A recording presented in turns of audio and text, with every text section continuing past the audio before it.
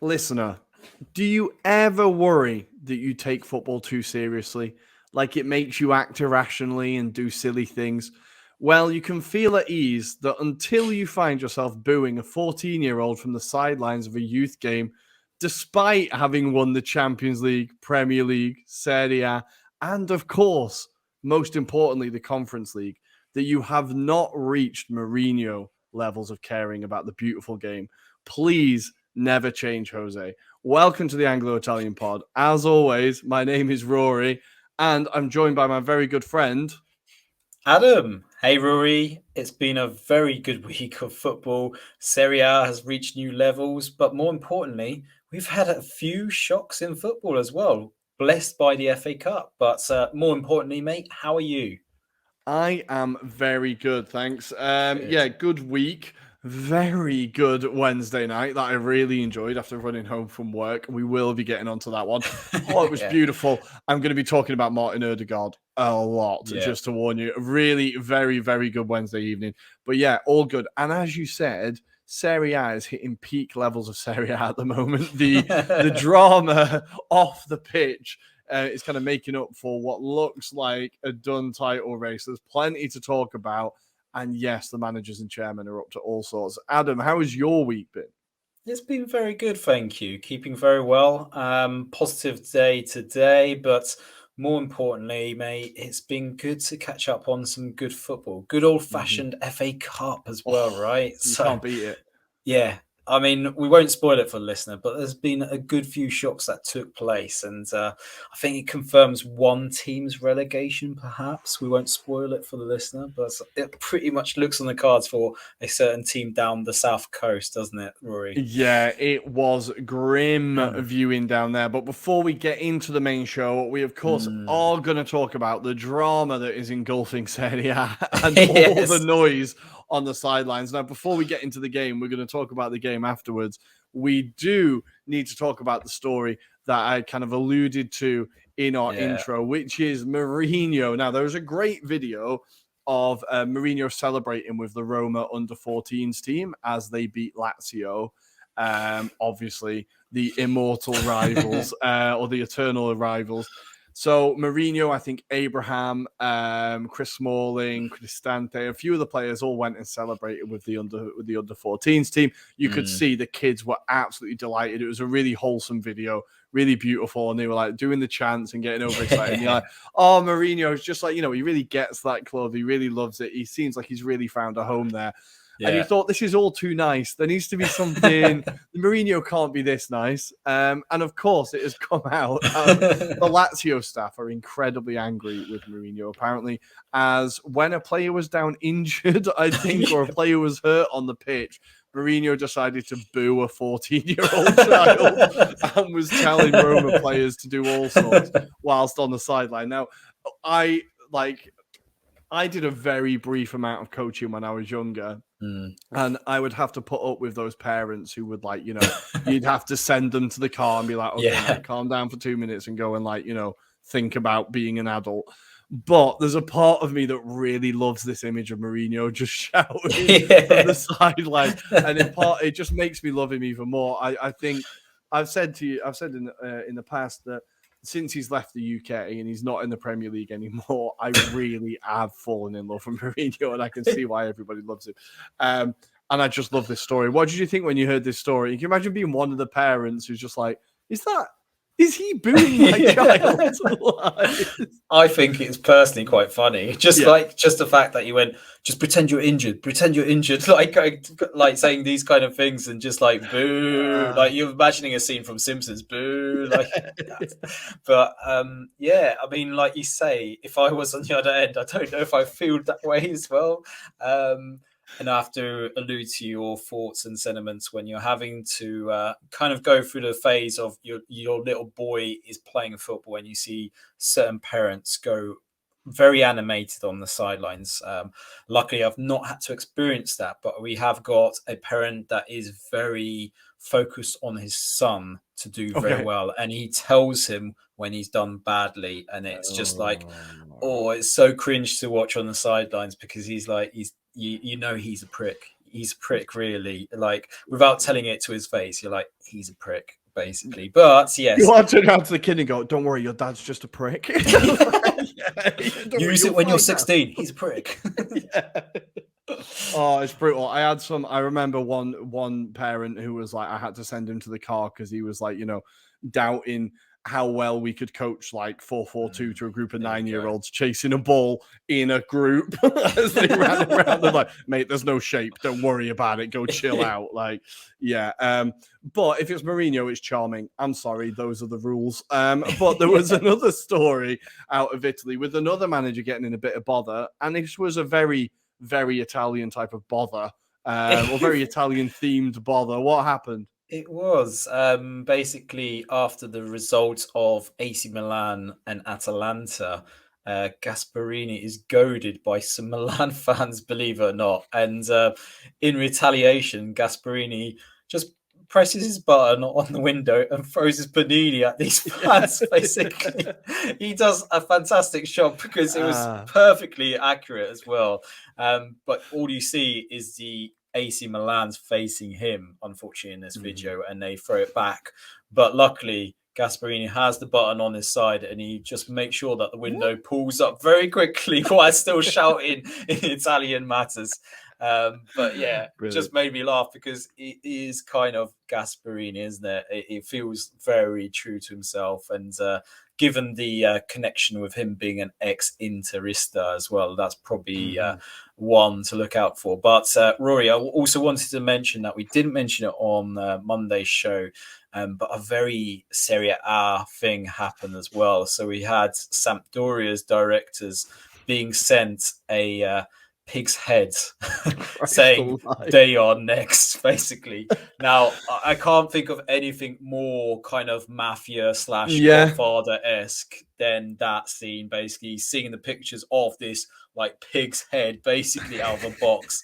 I mean, I could not see that happening in the Premier League myself, but I mean, fair play to Serie A. They are living the dream right now, and you know, there's extra entertainment, right? So why aren't there more eyes on the league, right?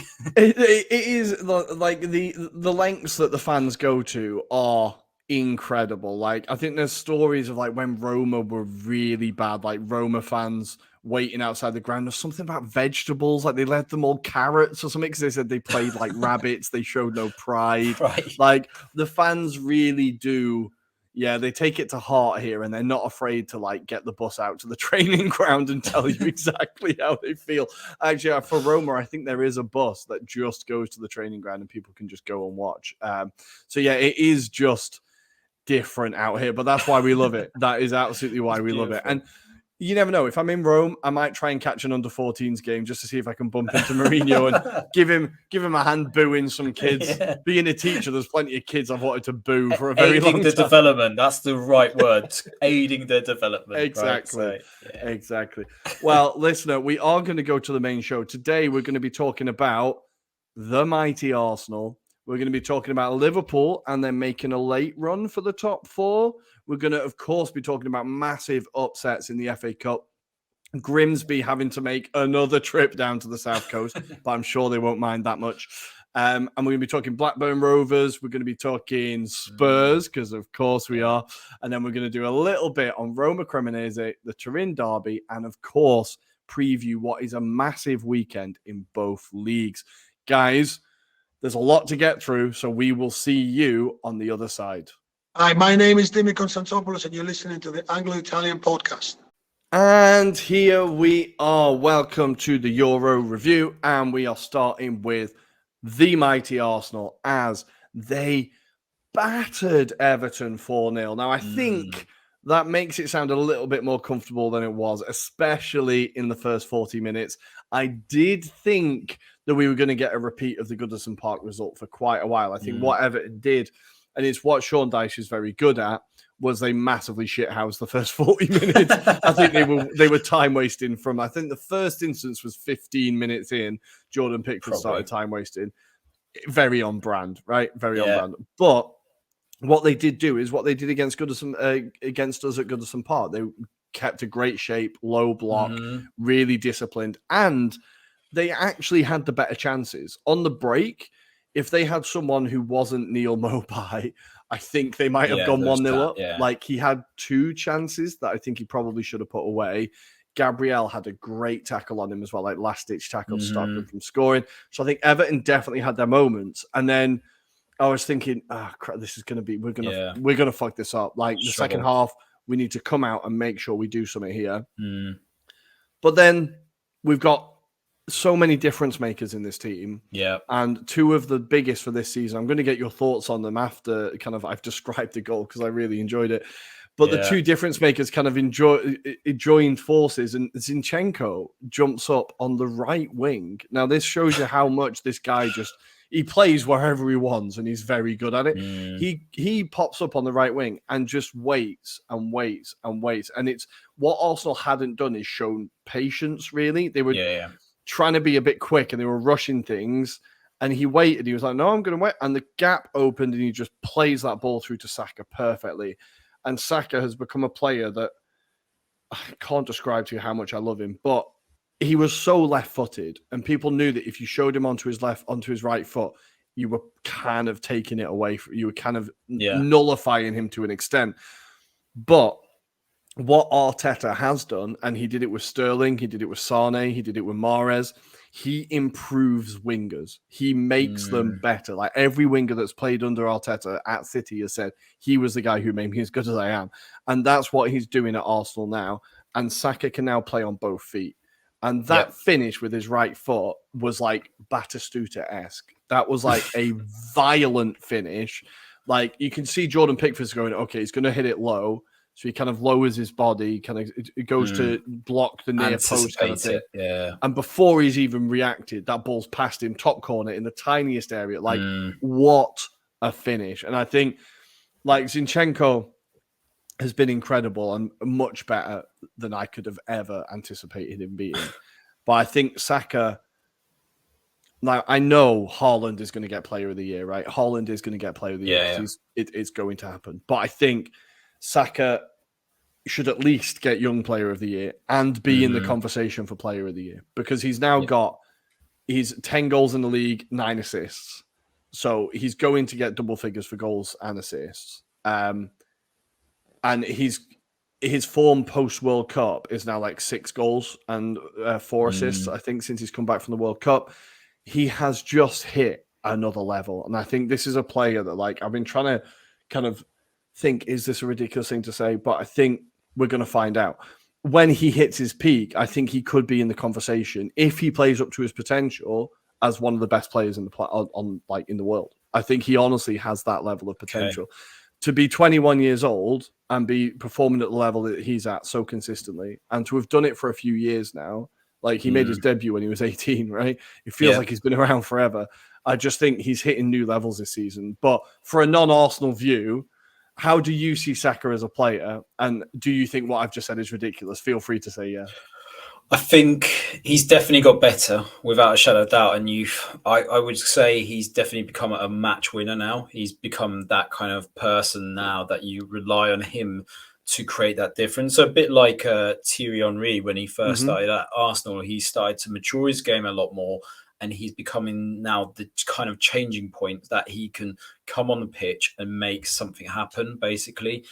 I mean, you definitely, I feel like you're almost too far-fetched in terms of saying player or like incredible player in the world at this stage, because I think there's so many potentials out there right now. Like Farah, for example, is incredible on his day, and I wonder, obviously they're two different type of players, right? But I definitely think if you're going to say a top 10 or top 11, he's definitely in the conversation for sure. So I think he's definitely one of the players, like you say, that should be alluded to in terms of consideration for player of the season.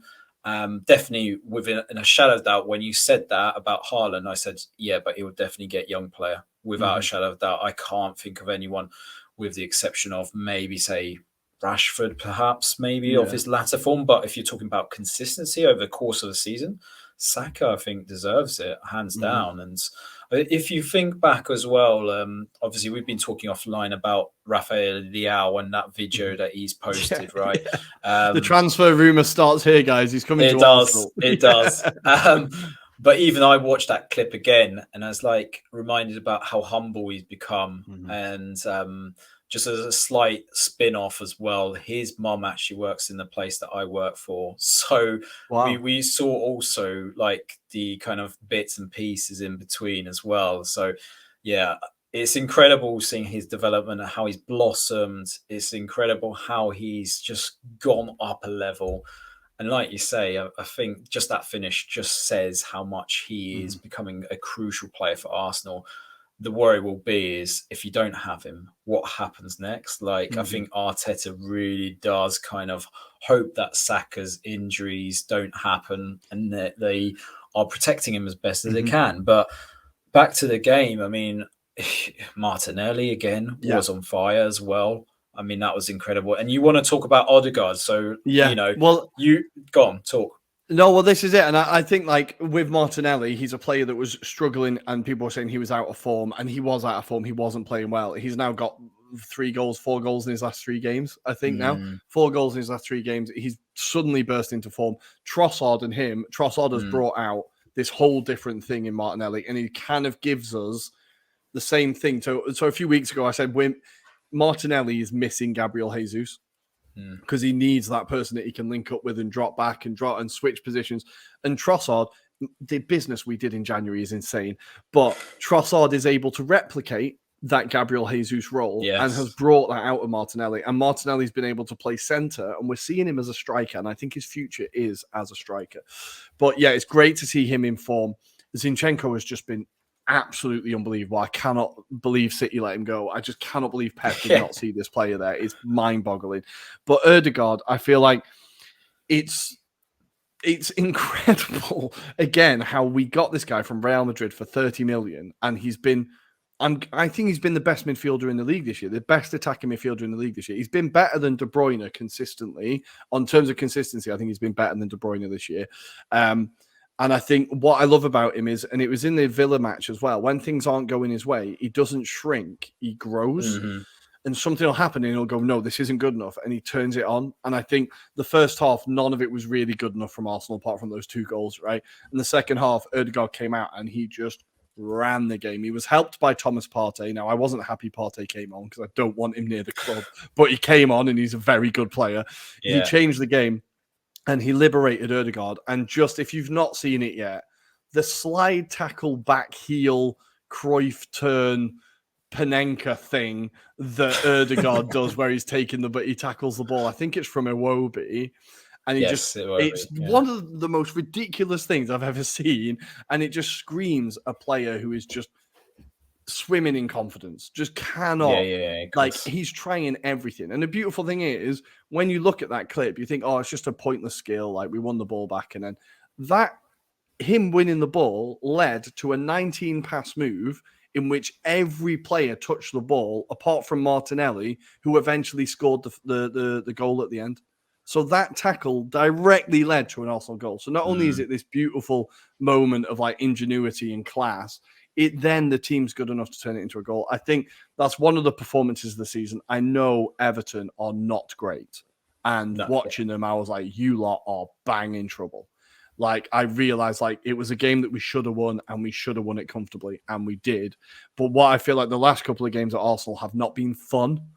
They've been quite stressful affairs, especially the Aston Villa one was incredibly stressful. This felt like you could see the Arsenal players relax a bit, and they were like, okay, now we're enjoying ourselves. Let's pass it around a bit. And I think it was just another step in that getting over the blip. Like after the loss against Everton, the loss against City, we got over the blip, and now it's feeling like, okay, we're relaxing into ourselves again, and we can start playing. And I feel like it was just a really, really important win.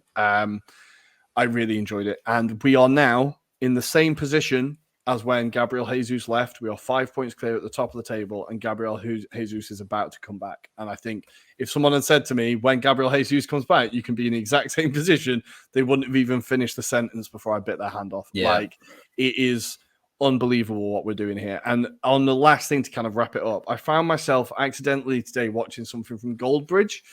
I was kind of bored on YouTube, and I was like, oh, you know what? I'll see what the kind of what he's like. And I've watched a few of his things where he's not talking about United, and I actually think he's fairly sensible. I think he says some kind of level-headed things, and his analysis isn't particularly in depth, but I think he's quite level-headed, and he's quite like, I think he knows what he's talking about. He does a lot of clickbait. But anyway, when he's talking about Arsenal, I feel like when he's talking about other clubs that he's not invested in, I feel like he's quite fair. And he was talking about how the media narrative now is either Arsenal are bottlers. So Arsenal are going to win the league, they've bottled it. Or if Arsenal don't win the league, they're bottlers. And he's like, it's neither of those things. He's like, if they win it, it's an incredible achievement. But if they don't win it, it doesn't mean they've bottled it. We are still going to get our highest points total since 2008, I think it is. Like, we're still massively overachieving. I think this is just what I have to keep reminding myself, that even if Man City do lift the trophy in May, this has still been a season that I am really enjoying. I'm just loving this season. Like, I love the players, I love the squad, except Thomas Partey. I'm just loving everything about this season. So I just want to keep it fairly level-headed, but I am also terrified that we could actually win it, and I don't know what to do. I don't know what to do. But we're going to leave it there with Arsenal. Very quickly, Adam, Everton. Yes. This puts them bang in trouble. Sean Dyche now has got 5 points from 6 games, I think it is, or 6 points from 5 games. And has he had the effect you expected? Are you a little bit underwhelmed, or is this kind of what you thought would happen? Thought it would happen purely because they didn't really invest in a striker. We knew that was the big problem they had, and obviously it doesn't sound like Calvert-Lewin is in a good place at the moment. It sounds like he'll be out for a little bit longer. And then the fact that Neil Maupay hasn't done anything, absolutely anything so far, I think that really just compels what the issues are at Everton right now. Just they seem gutless, though. I know we've been saying about how kind of strong they were, resistant against Arsenal, but as soon as the goals started to happen, they just disappeared as a team. Just that formidable kind of formation seemed to disappear, and you do worry about the mentality of that team and the players in particular. And it must be so frustrating being a fan of theirs, because they've just been used to it for so many years and just been seeing so many different players come in and go as well at the same time. But yeah, it's not looking pretty at the moment. And unfortunately, I think it pretty much cements where I think they're going now. You know, I know it's still a bit early, and it could within a couple of results, they could bring themselves out, because Burnley did that for a while. They'd go on this run where it looks like they were pretty much done, and then he'd just build up like a run together. It almost felt like they had to get rid of the rut that they were in. So my main issue is that you've got some big games coming up. I believe Nottingham Forest is being one of them.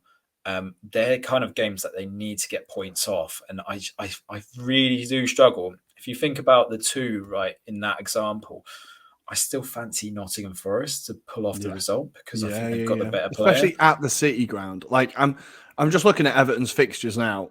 Yeah. They've got Forest away, Brentford at home, Chelsea away. Now that could be a given, but Chelsea away, Tottenham at home, United away, Fulham at home, like Palace away, Newcastle at home. Like, they've got Leicester away, just going to the end of the season, Leicester away, Brighton away, City at home, Wolves away, Bournemouth at home. Like the games out of that list that I'm looking at going Everton can win are probably Palace away, maybe, and Bournemouth at home are the two where I think they you're could saying get Bournemouth's points. the last game of the season, is it? Yeah. Or last home game? So, I mean, by that point, it could be game set and done. Yeah. Yeah.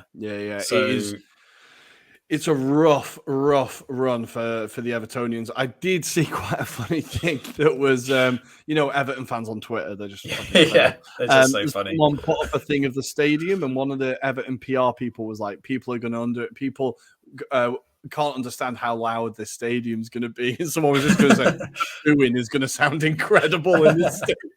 It's so good. It's like the quote tweet is absolutely fantastic. The booing is going to sound amazing in this stadium.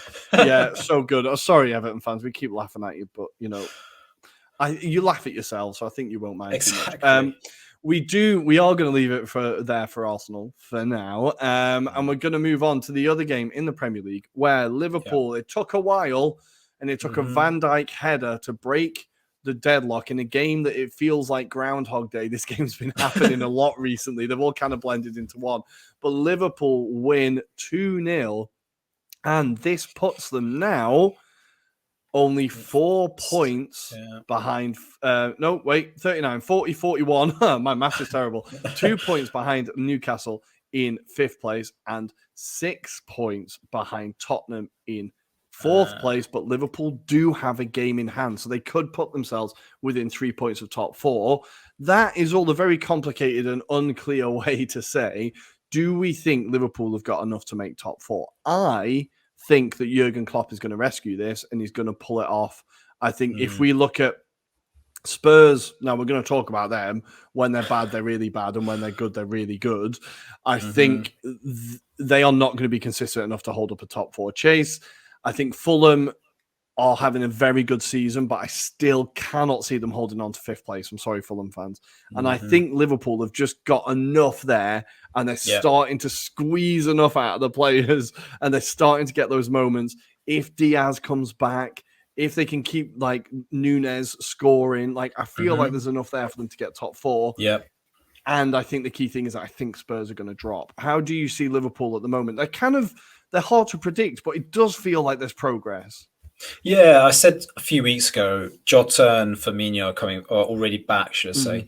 And Jota in particular, it was his run for the second goal because he ran into the box and obviously kind of drew a little bit of a foul on Kilman, but it was given as a Nunes goal in the end. But they're the kind of big players that I think they've been waiting for to kind of spark a bit more kind of intent into the attacks in particular, because they've been very reliant on the likes of Salah to kind of create those opportunities. Whereas now they've got a bit more diversity in terms of the way they can play it around. So certainly from that point of view, that's been really good. And I think Gakpo is starting to kind of get himself accustomed to the way they're playing as well. And he's obviously played a part. I mean, even against Crystal Palace, he had a few chances now. If he's a bit more clinical, they go in basically. And I think, I would agree with you. I think they will be in the top 4 run by the end of the season. So I think they'll be 3rd or 4th, dare I say it, because I think, there's still a lot of football to be played. It feels like they're probably out of the Champions League. I mean, it's too easy to say that, but it does feel like that's an eventuality now. So that means then they drop out of that competition. So then they'll be completely focused on the Premier League. And maybe that could be a blessing in disguise for Klopp and Liverpool. It allows them to maybe think about next season, but also make sure that they get into the top 4, which is going to be critical, right? So get into the top 4, then they can start thinking about Champions League again, which didn't look on the cards a few weeks ago. It certainly didn't, especially with that defence.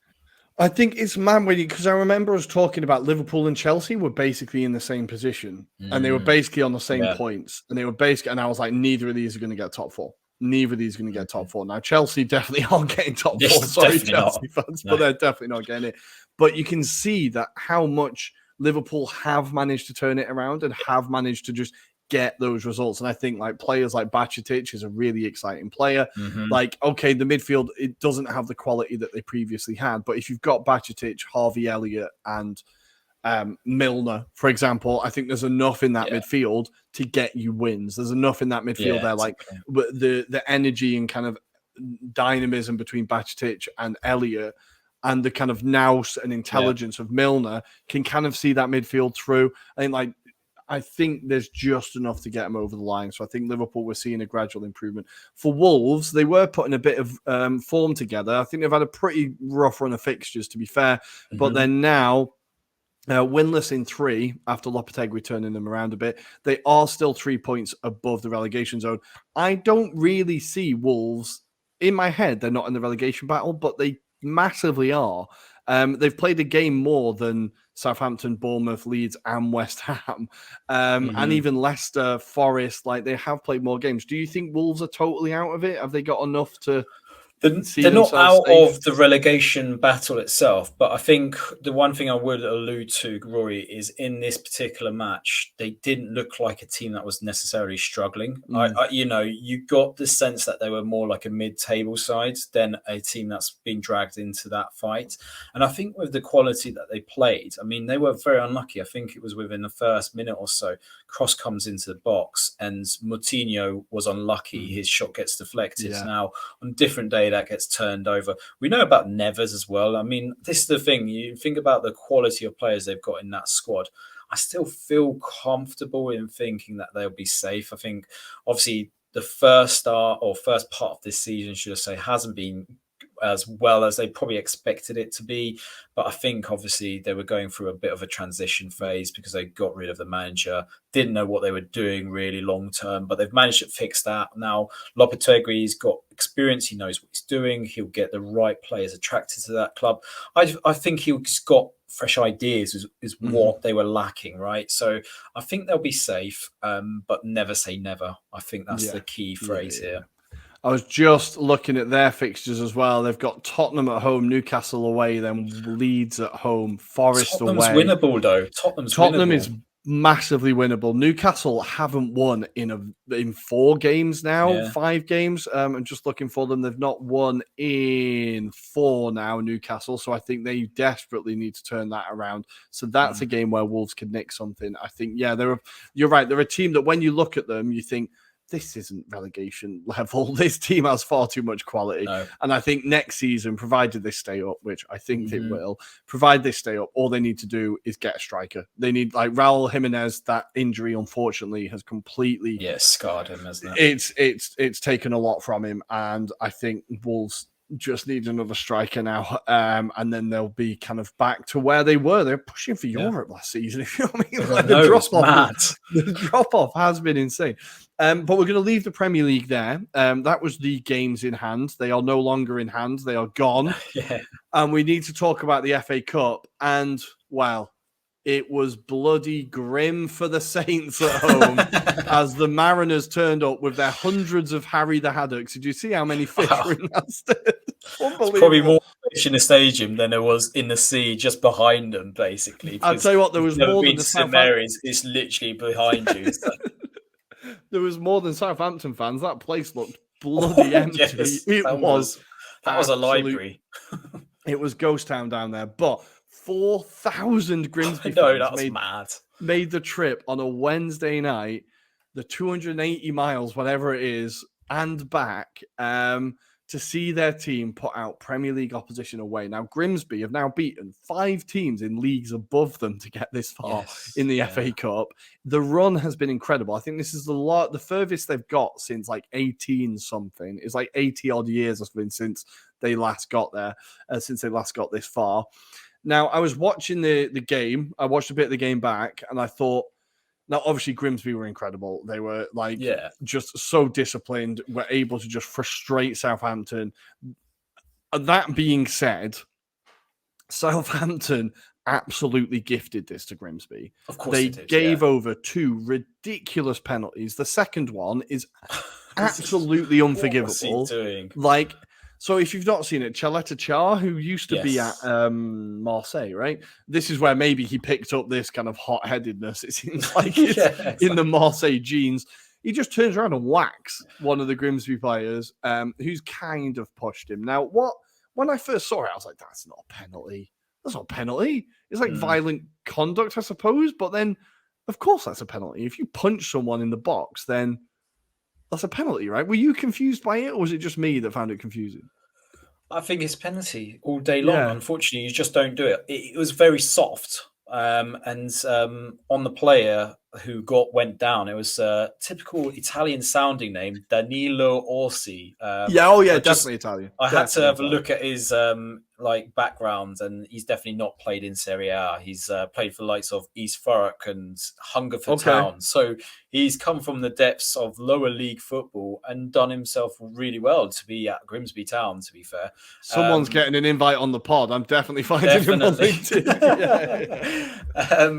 But yeah, I think on the balance of play, Southampton should have won this because of the amount of chances they had. But they, as you say, they just gifted it. And the two penalties, I mean, even the first one, what was he doing? Even I wouldn't, even when I'm playing on Wednesday night, we kind of know that's definitely a penalty. You just don't do it. Why? Why does he do that? And it's just mental, because that was the only two chances that I think Grimsby had in this match. They really just had a resilient performance because they didn't offer too much apart from just run. Just put the pressure on the Southampton players, and that was the difference. And there's probably a bit of decision making from the likes of Walker Peters. He kind of comes in on his left foot when he should have just passed it into the box for someone to tap it in. This is the thing, though. I think on that performance alone, Southampton are down because that completely demoralises that squad. And I don't know how you pick yourself up from that. And we were speaking after this result, Rory, on our WhatsApp group. Where's Ward-Prowse going? We that's realistically the talk now, is where these players going to end up, because unfortunately it's the end of the line. Regardless of what Ruben Sellers does between now and then, I cannot see how he picks up a squad that has been demoralised under Nathan Jones. That probably takes a bit to lift those players after that kind of mentally scarring the PTSD place. That. Imagine if they hear his name, they're probably shaking with blankets over themselves. But it just feels like even the atmosphere is dead. But as you allude to, there was no one in the ground, and there's a hardcore group that probably weren't impressed by that performance as well. So. Yeah, I feel like I don't want to take anything away from Grimsby, because I think is an incredible. It's like one of the greatest moments in their history. It's a team that's not doing particularly well in League Two. They're 16th in League Two. It's not like, we're going to get onto Blackburn or Sheffield United. They're teams that are really pushing and having great seasons.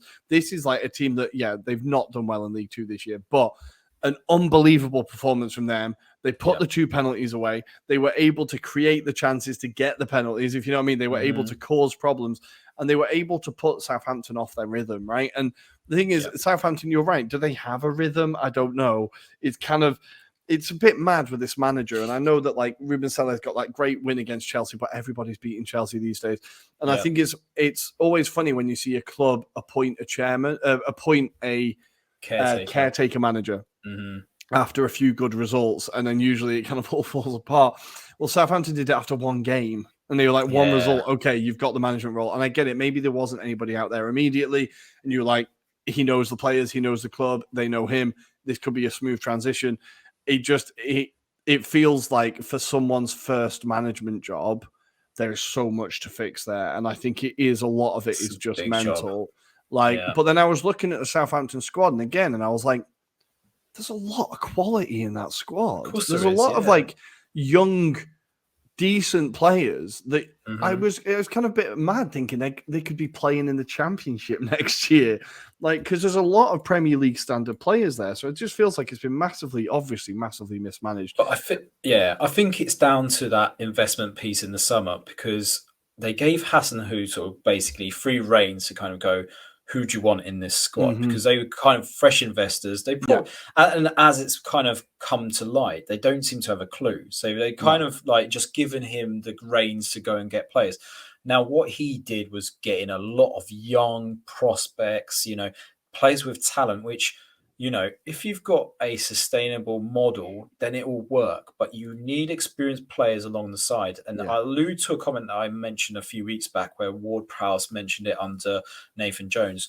Normally, when you're in an atmosphere where you need big-time players to turn up, you need experienced pros alongside you, the ones that know what it takes to kind of be in this position and what it requires to get out of it. At the moment, Southampton don't have necessarily those type of quality of players in that squad.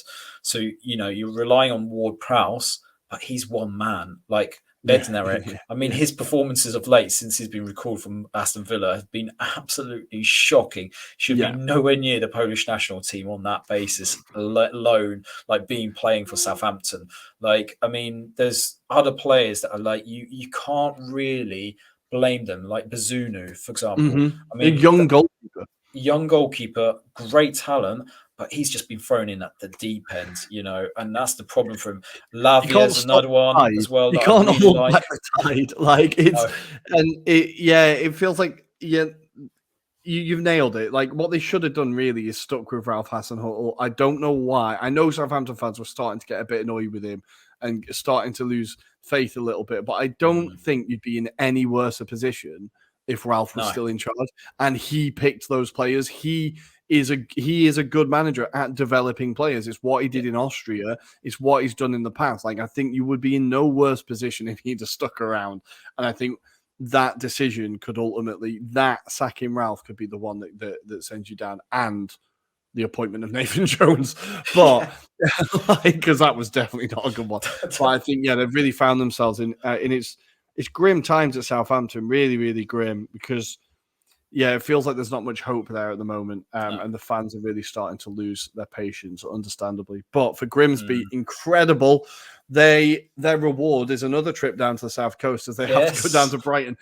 Would you just stay? I'd just stay for the week or whatever. I'm not doing this again. Are you mad? It's true. It's very true. You might as well just get a holiday home or something like that, right? South Coast, just lovely. camp out, right? Bognor Regis for a week or something like that, basically. It's lovely down there. It's lovely down there. Yeah, that is going to be an incredible matchup as well, right? Because I think you've got De Zerbi ball, experiencing FA Cup football. I know you experienced it with Stoke City in the week, but it's not the kind of same level because you've got a different club here that is just going to be here for their FA Cup final, essentially. So different atmosphere. I cannot wait to actually see the scenes personally of the Grimsby fans camped out at the Amex. That will be delightful with the Harry Haddocks as well. So it'll be incredible scenes. Who will do it? Will it be the Seagulls or will it be the Fish? I don't know. Oh, wow. The track record is heavily stacked in the Seagulls' favour, I'll be honest. But yes, we will see. It's going to be a great day for the Grimsby fans. And absolutely buzzing for them. 4,000 on a Wednesday night. I salute you. That is absolutely incredible. We do need to move on in the FA Cup. And we're going to go back up north. And we're going to talk Tottenham. God,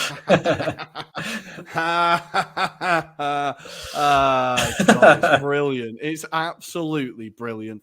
The FA Cup is so open this year. It's so open. It was like, apart from City, who you can't help but think they're going to reach the final, right? You've got United as another contender. Spurs are right there. Spurs are the third one. And you think, okay, if both of them go out, then Spurs can maybe get it. No, not this time. When they are bad, they are bloody awful. My mate is Pete, shout out Pete. He's a Sheffield United fan. And he was kind of sending me messages laughing at mate, this game has been so boring and Spurs have been so poor that Sheffield United didn't have to do anything really. Sheffield United were just waiting. We'll get a chance. There you go. Goal, game over. And I think it's a psychological thing at Spurs now. It is a psychological chip on their shoulder. I saw the clip of Eric Dyer just traipsing off the pitch. It feels, and I'm trying not to laugh, so I'm trying to be, sympathetic, but it feels like I've seen that clip about 30 times. Yes, true. Just him face down, just slowly walking off the pitch, swearing to himself. I've seen it so many times. And if I was a Spurs fan, I'd be so sick of that clip. And it just feels like whenever they have the opportunity, they are unable to do anything about it. And with Son is having a terrible season. They brought Kane on, but he wasn't able to do anything. It was too late by that point. He can't literally do everything. No. And I'm going to say the flop signing of the season, Richarlison. £60 million they paid for him. He's not scored a single Premier League goal. He scored, I think, in the FA Cup and the Europa League, the Champions League. That's it. He has not scored a single Premier League goal. £60 million. Nobody is talking about how terrible a transfer that was. At the beginning of the year, we were talking about our predictions, and I said he will get 6 goals. I said he will get 6 Premier League goals. And it turns out I was optimistic. I think a lot of signings they made have just been terrible. Why did they sign Dan Juma? I've not seen him. Juma. Why did they sign Basuma? None of these players have had any impact since arriving. Yeah, Basuma's a weird one because he came in with the potential hype of being this kind of midfield destroyer essentially, and the one that breaks it up. And I think Brighton fans were actually quite happy with that kind of signing as well, in terms of, that allows them to move on, because it was always about Basuma. But now that he was moved on, they're like, well, we've got some money for him that we didn't think we'd get and recoup. And we've got Caicedo. And don't forget they had Enoch Moemi as well at the time. But you kind of think, right, well, these signings also don't feel like they were Conte signings. We've said about Jed Spence, for example. Well, Jed Spence definitely wasn't. No, exactly. This is my point. And then you got likes of Sessegnon, who seems to be forced at some parts of the season, and then he's not in the squad, for example. So I think he'll be another one that will just move out eventually, loan to a championship club or something like that. And you just think about the whole kind of team. It almost feels like you need to gutter it all completely out and just take out the old guard, so the likes of Lloris, Ben Davies, just take them all out, just sell them, just do whatever you can to get rid of it and just breed in a new confidence. It will take them years, granted, and that's the problem. Levy probably won't stand for it. He wants success straight away. But it does feel like you allude to, unfortunately, until they wanted success straight away. Let's just start with any. Let's put the under-19s team. That'll be better for us. Yeah. That's what they've got to do. They've got to be bold. But the problem is they just do not have time. I mean, it's all alluded by the fact that even this week I saw that Tottenham have got a partnership with F1 and they're going to build a race course or track underground the White Hart Lane or Stadium of Tottenham or whatever it's called. So they've got a partnership, and that kind of just tells me all you need to know about that club, which is anything to make money and see someone else lift up a trophy, right? Because they can't experience it themselves. They can't do it themselves. But back to the match. They were poor. They were so poor. So all I saw was Sheffield United just breaking on the counter-attack time and time again. And we have to have a word about the goal scorer himself, because he was plucked from non-league, Boreham Wood, and he's been superb. He was at the World Cup. I don't think he actually appeared for Senegal. He played against England. He did play against England. Fair enough. Did he come on the sub? I think it was. But, I mean, the way he was so mature with that ball, you could see even the Spurs players were afraid to put a foot in. That's how bad it was. And that's all you need to know about this team. I mean, I personally, I don't know who you'd keep in that squad going into next season, because they all look, even Pedro Porro, who they signed for 45 million. I'm baffled by him. I don't know what he adds. He's like a Sergio Reguilon signing. He just doesn't add much for me. So it's poor by Spurs. But we've talked about it. It's extremes, isn't it? You have a performance against Chelsea where they look incredible, and then they go to levels like this where they just look terrible.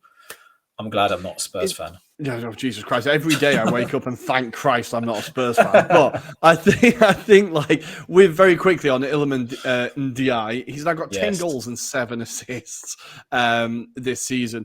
He's only 22 years old.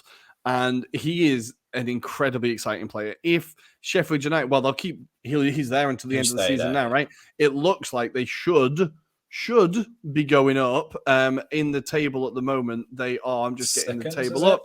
They are second, and they're 7 points clear of third place. They're a good bit off Burnley, but they should be keeping hold of second place. So we should be seeing the Blades back in, and Ndiaye is going to be a very, very exciting player in the Premier League for them.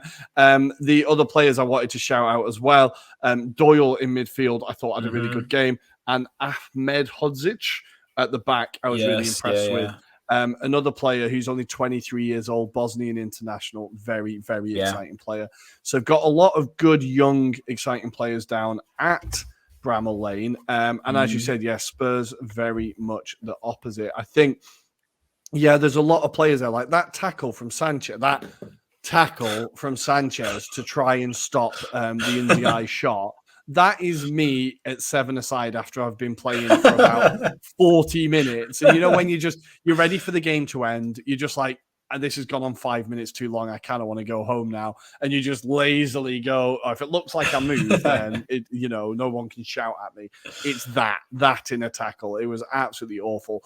But Ndiaye still showed incredible feet to get that finish off. So one more point. I think I could have saved that. And I could have been more agile than Fraser Foster was to that shot. I mean, how does he let that go past him? I do not know. But hot take. I thought it was right in the corner. I'd have to have a look at it again. I think he's placed really well, but I think under a better goalkeeper that gets saved. Well, Loris isn't stopping it either. I think Fraser Forster and Loris are like there at this point. I think they're very level, to be honest. But the last question before we move on, Adam, do you think Antonio Conte watched the full 90 minutes? Because I think he turned off around the 75th minute. No, and I've speculated to you offline. I don't think he even watched the match. I think he was off doing other things, having like some session with some family friends or whatever it be. He was out having an aperitivo in Milan. I'm pretty sure I saw him. Or Milan or wherever maybe he's in Lecce with his farmer friends. I don't know, but he's definitely not watching that game. He's definitely not watching it. He's going to be sent a tape to review. I can guarantee it. Just send a message to his assistant. Can you just analyze that game for me, please? Yeah, a bit busy. Sorry. Record on this. It was dire, unbelievable. But that's Spurs for you. Congratulations, Sheffield United. You are into the next round. Elsewhere in the FA Cup, we have one more upset to talk about. Let's do one more before we do a bit of a general roundup. Blackburn Rovers 2, Leicester City 0 in the end. They had a goal disallowed, right? One. They did get one. 2-1. Smodzic getting man of the match. He had a goal disallowed as well. He did. Blackburn, another team that are kind of on the rise, right? Could we be seeing them back? I think so. I think they've been a club over the last few seasons where they've gone a bit under the radar because they're kind of one of those sides that do offer like potential to be a kind of promotion chasing side, but they've never had a consistency with that team. If you remember a few seasons back, they had Tony Mowbray in charge.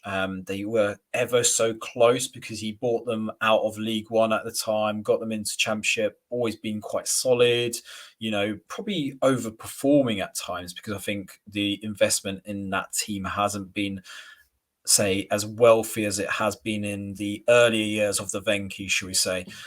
However, they have got John Tal Thomason, who came in with the reputation of Malmo, got them into the Champions League. I think it was at the beginning of the season, a bit of a refreshment, kind of ways of working, understanding how it works.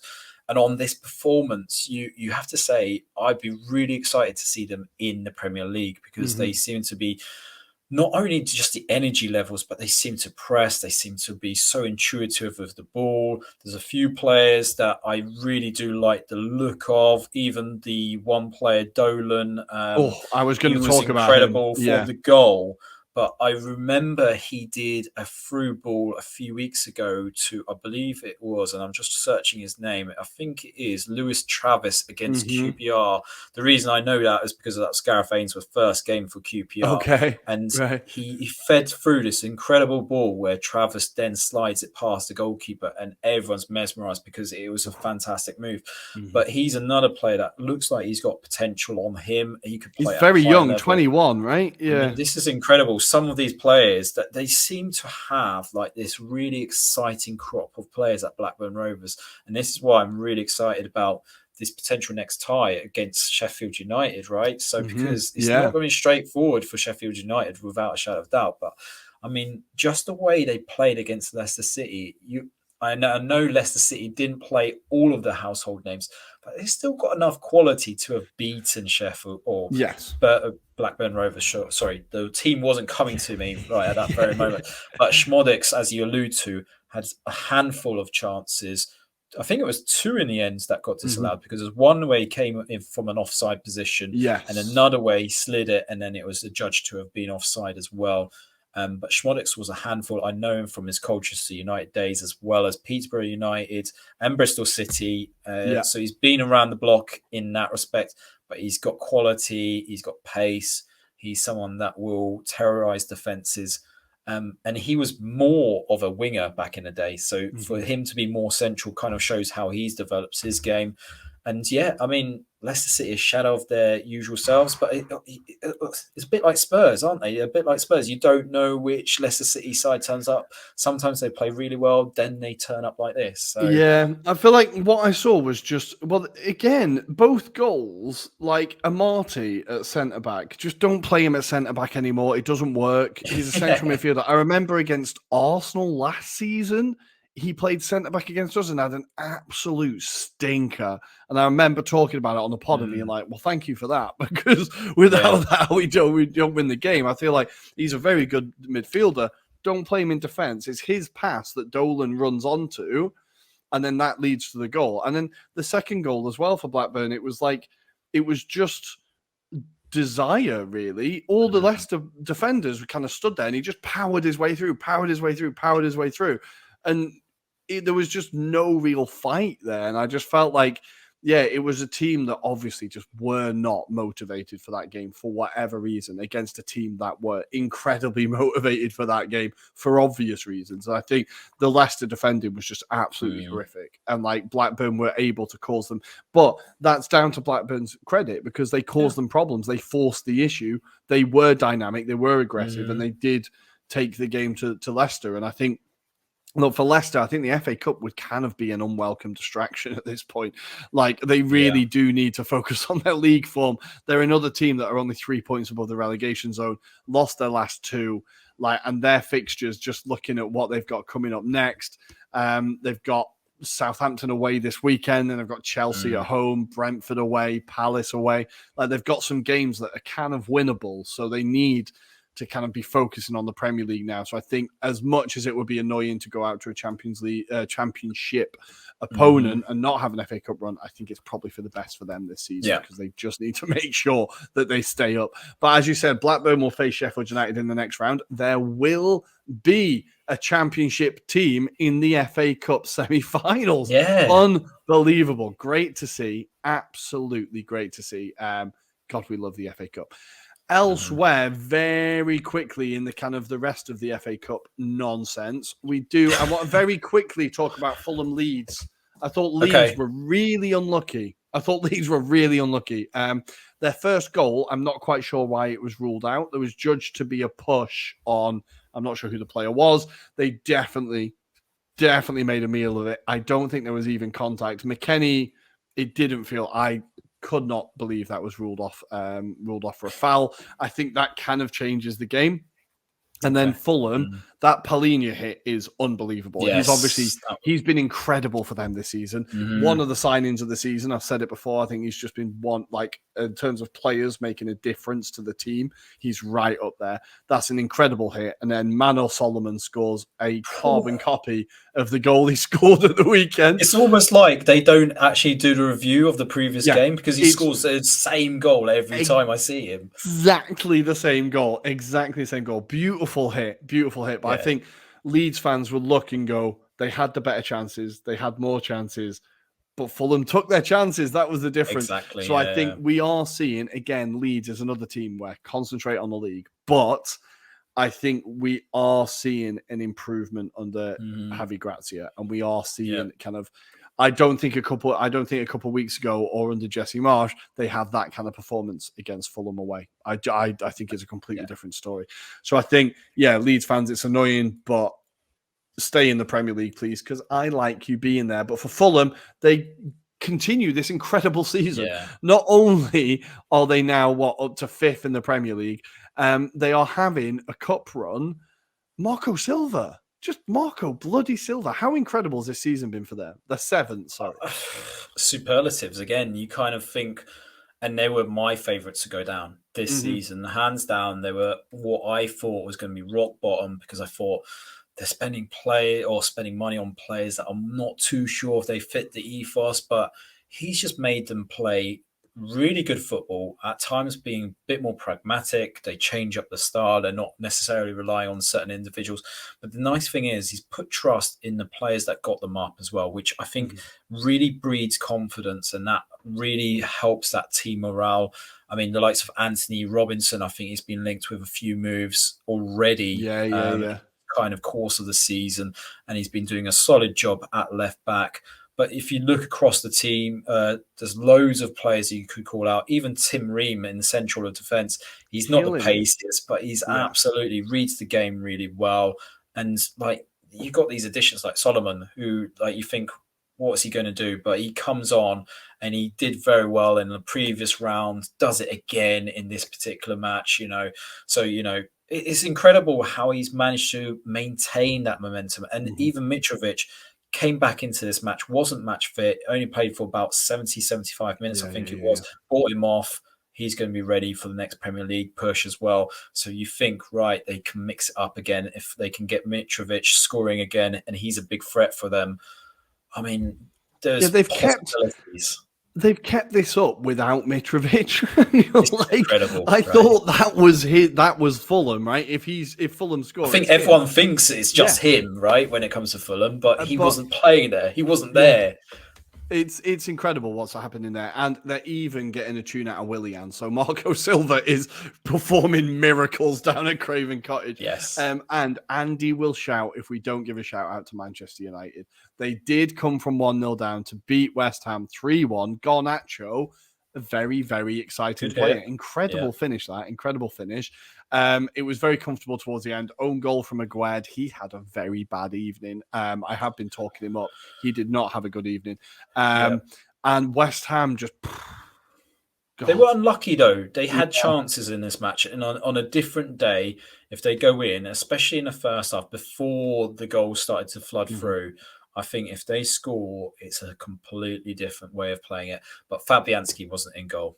That's all I can say. I'm going to put it down to just Fabianski not being there. I think he is a different kind of goalkeeper. And I think West Ham fans will probably allude to it. He's been their best goalkeeper for Mars for a number of seasons now. So, No, he's a great keeper. One of the best keepers in the Premier League. Been saying it for a while. He is a great goalkeeper. But that is our FA Cup review for now. I think just very quickly to take you through the ties, the quarterfinals are going to be Vincent Kompany goes back to the Etihad as Burnley go to face Man City. We have Manchester United versus Fulham. I think this is like a ridiculous amount of times that Man United have been drawn at home in the FA Cup now. It's like the odds of it are like 10,000 to 1. It's insane. Man United and Fulham also play each other in the FA Cup all the time. Then we have Sheffield United against Blackburn Rovers, as we talked about, and Brighton taking on League 2 Grimsby Town. All those games will be played on March the 18th, a 3:00 kickoff. I can't wait. Which game are you looking forward to the most? I think I'm going to look forward to, probably controversially here, it's going to be Sheffield United versus Blackburn Rovers, personally, because I think that probably won't get the game time. It won't be on TV, but I think it'll be Man United Fulham that's on BBC. Of course it will be, and that'll be on a Monday night. It'll be at a stupid time. But my point is, I think genuinely one of these sides get to make it into the semi-finals. Both deserve it. I think it'll be a fantastic match. I think it'll be very end-to-end as well because of the stars that both play. So for me, I just think out of all the games, you're more likely to get a game of football in that one, whereas the other ones, like, they're either predictable or you're relying on Grimsby Town doing another shock. So, yeah. I think you're right. I was going to say Blackburn, Sheffield United, but I will now say Brighton, Grimsby for the Grimsby fans. Let's have it. Let's see if they can Mariners. do it. Yeah, exactly. So, guys, we're going to take a very quick break before we come back with some Serie A action. Very little bit of Serie A action. Yes. And our weekend previews. We will see you on the other side. Hi, I'm Phil Brown, and you're listening to the Anglo-Italian podcast. It's happened again. It's happened again. And it did happen again. Torino, you had us there at the beginning. You had us for a minute. We thought you were going to do it. But, of course, it ended in a Juventus win. 4-2 to the Juventini as they win another Derby della Mole, and Torino let another one slip through their grasp. But it was a bit more of a contest than we anticipated, I think. What did you think of this game? I thought it was very interesting, especially as Torino twice took the lead in this particular match. And Caramal, who we did mention, I think it was more you mentioned it a few weeks ago about how he's been playing. And he did, in this match, have a fantastic game. But Sanabria caused them problems. It was interesting because Wojciech Szczesny and Alexandro were celebrating their centenary game. So it was 200 games for Szczesny and 300 for Alexandro. But yes, I mean, it didn't look comfortable as such for Juventus, but they do that typical Allegri thing of like grinding out results, not necessarily playing attractive football. And when you've got the likes of Cuadrado just coming in and scoring goals, I think that kind of tells you the story that you need to know about this Juventus team. I think there needs to be a few kind of words said about Vlahovic. He's not scoring, Rory. What is the feeling in Italy? Because certainly from the outsider's point of view, I mean, it looks like they might be making some losses on that guy. Yeah, people definitely expected more. But I said it, and this is only partly a bitter Arsenal fan, but I said it when he joined Juventus, you are going to the wrong manager. You are not going to a manager who is going to improve attacking players. You're not going to someone who gets the most out of strikers. You're not going to someone who brings through young players. Now, Juventus, interestingly, this year have taken a lean towards developing young players. They have got one of the youngest squads in Serie A, and they are like this whole Juve next gen. I was reading a really interesting thread about it. Like they are kind of shifting the focus of their team. But with Vlahovic, it feels like, well, he's been injured. He has been injured this year. So he's not been fit the entire season. But it definitely feels like people expected more. But I think the blame is being kind of pointed towards Massimiliano Allegri more than towards Dusan. Now, you can argue how fair that is, but I think, it's definitely been underwhelming. And I saw that even the Fiorentina owner, Commisso, this week was saying, we signed Jovic and Cabral. They've got 20 goals between them. Vlahovic has only got 10. This has been fantastic business for us.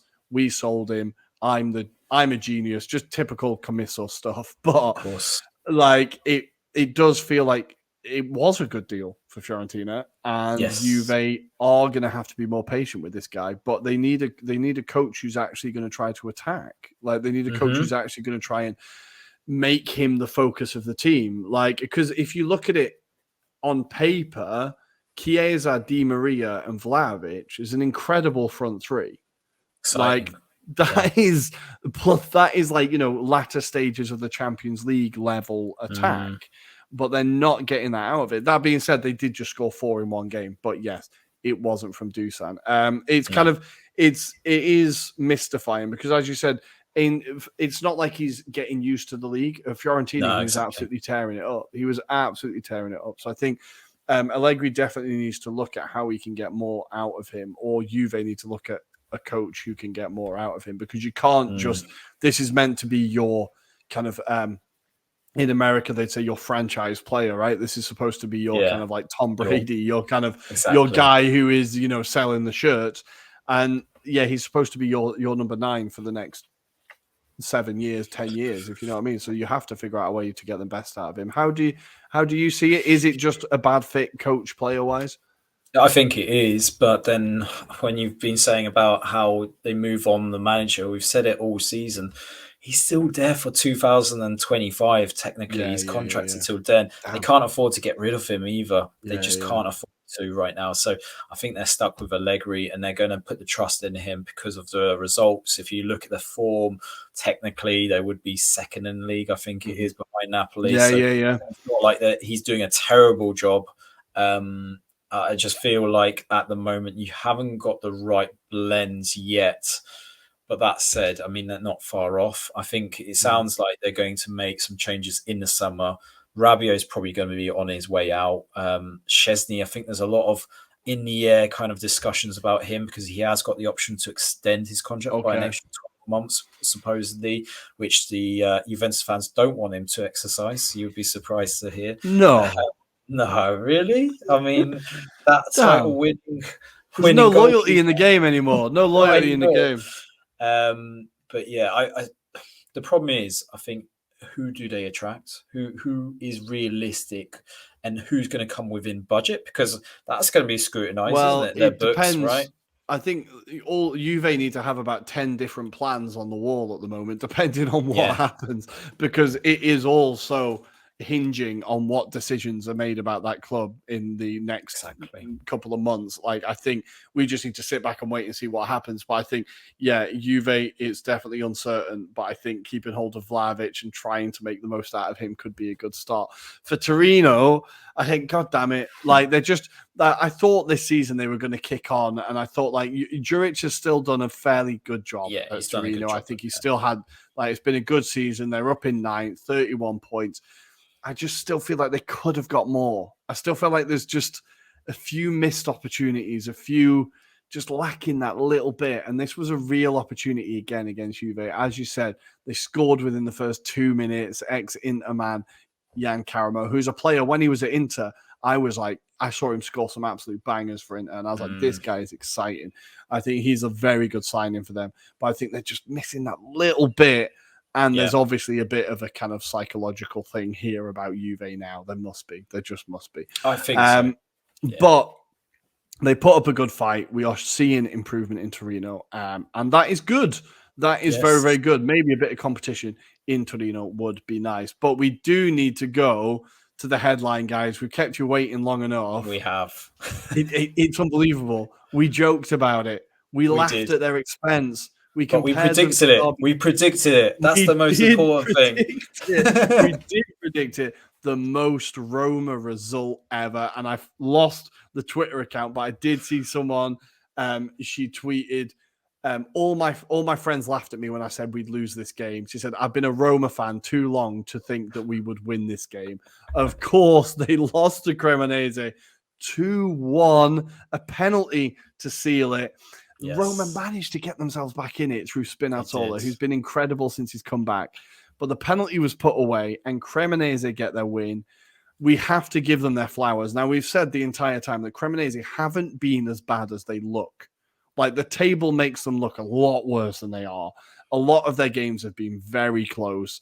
They have pushed teams. They've not really got battered that many times.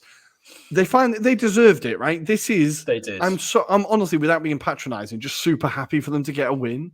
It is. And I'm just going to read this stat. So it has taken Cremonese 9,830 days, 1,404 weeks, and 14,155,200 minutes for Cremonese to win a game in Serie A. Again, brilliant news. Yes. But the most important thing, Rory, was that they deserved it. They wholly deserved it. Felix Gian must have been like having those mental scenes in his head of what happened in a final when a certain Mancini was grabbing him and doing something that was not unceremoniously kind to him. And I think he had it wrapped around in his head, really gunning for this. But yeah, Roma kind of a shadow of their usual selves. I was going to mention Spinazzola. Maybe they should play him up front as opposed down the wings, because he was so short. That was an incredible. I think that's the guy that turns up at football and says, "I've not played in months. I'm not that good." Oh, okay. Just go up front then. Just do that. And then he's like that assured with that finish. It was incredible. But Cremonese, beautiful win. The first goal, I mean, wow, that was incredible shot from distance. And then, as you allude to, penalty was a bit soft. Okorenki being, I think he's tried to obviously dummy the goalkeeper, go past him, and it's a judge that Rui Patricio has taken him down. But at the end of the day, he didn't make any contact with the ball, and that's why it was given. And they so deserve it, because the performances for Cremonese over the last few weeks have been so close. They've been getting closer and closer. We mentioned it on the Monday night show that they held on to that lead for a little bit longer than they usually have. They've been doing it, and now it's just, even the scenes at the end, Rory, for me, were beautiful. Just to see kids in the stands, like, absolutely cheering on this team. It was beautiful to see. I don't know about you, Rory, but just for them to at least have that moment, because they might get relegated, but just for their fan base to actually see them beat a big team. And it's, in the last few weeks, they've been taking on the likes of Juve and getting closer and closer. But yeah, they deserve this. Exactly. I think they're a team that have won a lot of hearts, if you know what I mean. People have really enjoyed, and I'll always die on the hill that they are not the worst team in Serie A this year. I have seen Salernitana be a lot worse than this lot fairly consistently. I think Cremonese have always been that close, just that close, and they finally got it. And for them to get a win against one of the Seven Sisters, one of the traditional big boys, it's incredible to see. I mean, I have to say 37-year-old Ciofani getting the winning penalty as well. It's just a beautiful story. Played most of his career in Serie B, Serie C. Just a beautiful moment. And really happy for them. Hopefully they can get a few more. This is a chance for them now to try and build on this. And I'm just looking at the matches they've got coming up now. Sassuolo away. Sassuolo, you never know what you're going to get. Fiorentina at home, Monza away, Atalanta at home. They've got some games where they can still get some points, and they're still in the Coppa Italia. Don't forget, they've still got Fiorentina up in the Coppa Italia. So they've got a lot left to play for in this season. I think they will still go down, of course. The damage is too far gone now. But they could definitely have a really, really positive end to this season and go down with a bit of a smile on your face a little bit. Exactly. And above Sampdoria is the most important thing, right? Yes. Yeah. If they could not finish bottom, that would be incredible, honestly. I think so. Of course, Mourinho got sent off in this game because he's just... What I love about him so much is that he's the master of distraction. He's just the second his teams are having a bad result, he's like, right, how do I make the story about myself? And he has done it in beautiful fashion this time. He got himself sent off because the linesman, now we're going to use the quote, but the linesman basically said something very unsavory and very unprofessional to him. I'll be honest. I was a bit shocked to see that the fourth official, was spoken to him like that. Mourinho lost his temper, got sent off, and then he said, look, classic Mourinho, I don't want to get in trouble, liar. I don't want to get in trouble, but we are playing Juventus at the weekend, and the referee is from Turin. And then he just drops that grenade and leaves, and it's just beautiful. It's just beautiful. I love how Mourinho manages to make it the story about himself and not about the team. But he also threatened libel. He threatened libel. Yeah. That was a beautiful thing about it. Yeah. So I mean, it's incredible. It is incredible. He's absolutely loving it down in Rome. I know, I know that results like this happen, and you're like, fucking hell, Jose, come on, your teams have got to be better than this. But he's definitely found a home there. For Roma, that is such a really, really annoying loss. Really annoying loss. Because it looked like they were building a bit of momentum. They'd got themselves up to 44 points. They were in the top four. They're now 1 point behind their city rivals. They've dropped into fifth. And it just feels like whenever it's nearly in their grasp, they just let it go. And Mourinho really needs to kind of solve this problem towards the end of the season about them just being able to get those results, because it was a really bad performance. It was very toothless. Abraham came on, wasn't really able to do much. Yeah, As you said, the only player who offered any kind of threat was Spinazzola, the left back, and he is hitting form that we saw at the Euros. Yeah. He's hitting that level of play where you're like, this could be, if he stays fit, if he could be one of the best wing backs in the world. Like, the guy is unbelievable. Genuinely. It's great to see him back on the pitch. So hopefully he's there for a while. Hopefully we see him on the pitch for a while. And I think the blessing, Rory, for Roma is behind them is Atalanta, who are also in that kind of rut at the moment. The only problem is behind them is Juventus. So let's see what happens. They are not a million miles away. Yeah, Juventus are only 6 points behind Atalanta now. Like, that is so, they've won 4 in a row. That is so doable. It is so doable. If Juve do qualify for European football after this points deduction, that is genuinely an incredible achievement. Because that's 5 wins they've had taken off them. Like, it would be an incredible achievement. But I think that's all the Serie A news, really. I think that's everything we had this week.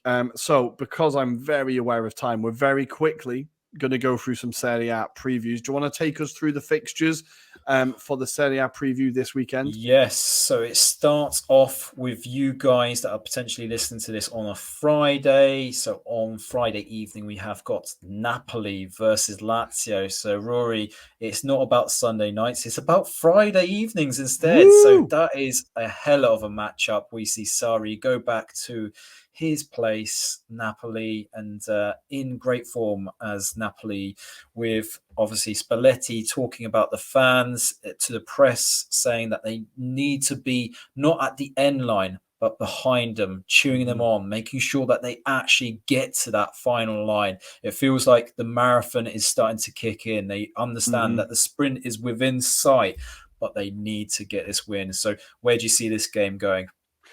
I think Napoli get a win here. I think Lazio, you never know. I think it's going to be a close one. And this is kind of Napoli's biggest challenge for a while, I would hesitate to say. But I think Napoli get the win, but Lazio get a goal. I probably agree with that, but I think it would be very plain sailing for Napoli. I'm going to go very quickly through Saturday and just pull out the one game in particular. So Monza take on Empoli, Atalanta versus Udinese. But the big match, Rory, Fiorentina versus Milan. Milan in great form with a new formation with Malik Diao, really on form. But yeah, how do we see this going? Can we see Di Viola do anything in this match? I think Fiorentina are having such a weird season. They are massively underachieving, but they're also kind of crushing it in the Conference League. And I feel like if they could just carry on some of that form, Cabral, we talked about, is in goal-scoring form at the moment. If he can convert that into Serie A, I think they could really give Milan a bit of a push here. But as we said, Milan absolutely balled out against Atalanta. I think their confidence is back. I expect Milan to get a win here. And then we move into Sunday. A few interesting matches here, but I'll quickly just go through them. So Spezia versus Hellas Verona. We've got Sampdoria versus Salernitana. Seems like a very big 6-pointer there. Inter versus Lecce. Inter not in great form after that defeat against Bologna, but Lecce, the farmers, our favourite friends, they may cause a shock here. But the big match, as you alluded to, Mourinho's men, Roma, taking on Juventus. Now, it's a shame that Mourinho isn't on the sidelines because I would love to see him wind up Allegri. But, Rory, how do we see this going? I think Juve get a win here. I really want Roma to do something, but I think Juve are just in such good form at the minute. And Roma, as we said, just fresh off that loss, I feel like this could really, like, this game couldn't be worse timed. Like, a loss to Cremonese, and then you've got to go against, like, this powerhouse that's just on a roll at the minute. I feel like that could be a bit of a bad one for Roma, unfortunately. But I'm hoping they get a win. One word on the fixture last season. This ended up a 4-3 win for Juventus. This was also the game that Chiesa had an injury. He obviously pulled one of his ligaments. He played on in this match. So it'll be very interesting to see if he decides to turn up. Obviously, Pogba played in the Turin derby in midweek as well. So do we see him back into the fray as well? very interesting. I'll be looking forward to that match on Sunday evening. And just quickly on Monday nights, or Monday, should I say, we've got Sassuolo versus Cremonese, and then we've also got Torino versus Bologna, a reformed Bologna, who with Thiago Motta doing really well. We've spoken about it, Rory. Could be outsiders to that top 6, top 7 If mix they can at the moment. push, If they can need push to it. push. Come on. Let's do it. Let's do it, Bologna. But Rory, talk us through the Premier League as well. Premier League preview. Here we go. It starts on Saturday midday. Manchester City taking on Newcastle. Newcastle without a win in 4 games now, 3 draws and a loss, and of course losing the Carabao Cup final. They need Newcastle. You need to put in a performance here. They need to get their form back on track. I think this is going to be a difficult one for City. The only issue is Newcastle haven't scored in a while. It feels like they're not scoring. How do you see this one going, Adam? I think I'm getting my hopes up, but I don't think I should be. Yeah, I think there'll be a hangover from that EFL Cup from last weekend. I think it will be a easy win for Man City. They'll be purring at the opportunity. I could see this being an easy 3-0 win for them. However, Newcastle, they've got the quality of players. Bruno Gomes comes back into this. Nick Pope in goal. Who knows? Let's see. Fingers crossed. They also do have a very good defense, Newcastle. So let's just keep that up. Let's just keep that up. Then that is followed on the 3:00 kickoff. So I'm going to very quickly take you through Chelsea versus Leeds United. I think this is the game that's going to be the upset of the weekend. I don't know if it would count as an upset, but I think it would still count as an upset. I think Leeds are going to get something against Chelsea here. Just Chelsea all over the place. Leeds in a bit of a resurgence under Javi Gracia. I could see this one being an exciting one. Then we have Arsenal hosting Bournemouth. Aston Villa taking on Crystal Palace. Brighton against West Ham. That's a tricky one for West Ham. Their record against Brighton is terrible, but they definitely need to get some points on the board. Wolves versus Tottenham. And then the late kickoff on the Saturday, Southampton taking on Leicester. It's a bit of a basement battle, that one. How do you see that game going? Big game for Southampton. If they don't win that, I think, as we've alluded to on this pod, I think they're down and out.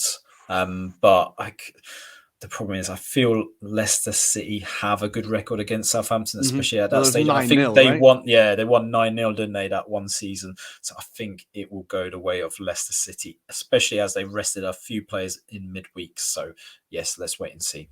That should be an interesting one. Then on Sunday, we have the big games, Super Sunday, as they market it as. We have Nottingham Forest hosting Everton. Now, this is the definition of a big game. Nottingham Forest with a great home record. Everton with just a terrible record.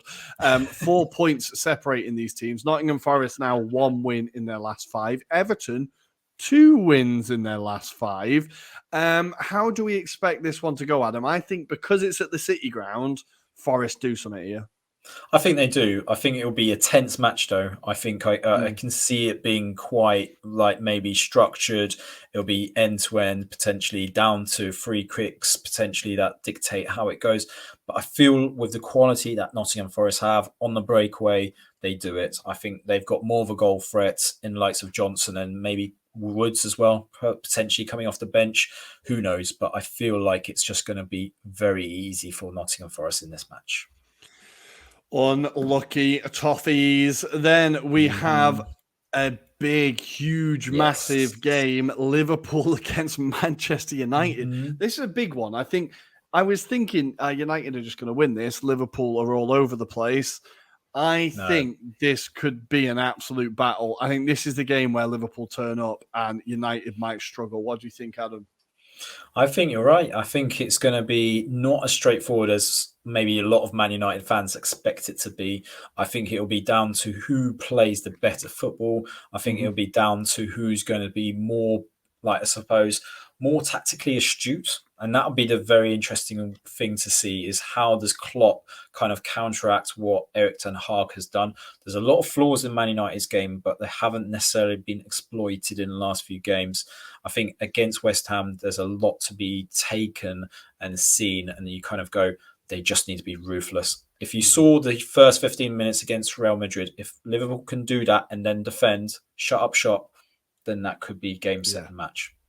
Nice. I like that. Yeah, I think this is going to be United's biggest test, honestly. I think this is a big psychological thing for them going to Anfield. I think their last few trips there haven't been particularly positive. So that if they get a win there, that would be a perfect week for Ten Hag. Like knocking Barcelona out, winning the cup, and then beating Liverpool would be about as good as it can get. But I think Liverpool are going to put up a bit of a fight there. Then on Monday night, got a bit of a West London. Is Brentford West London? Yes, it is. London, right? Yes, the bus stop in Hounslow derby. That's what exactly. We got Brentford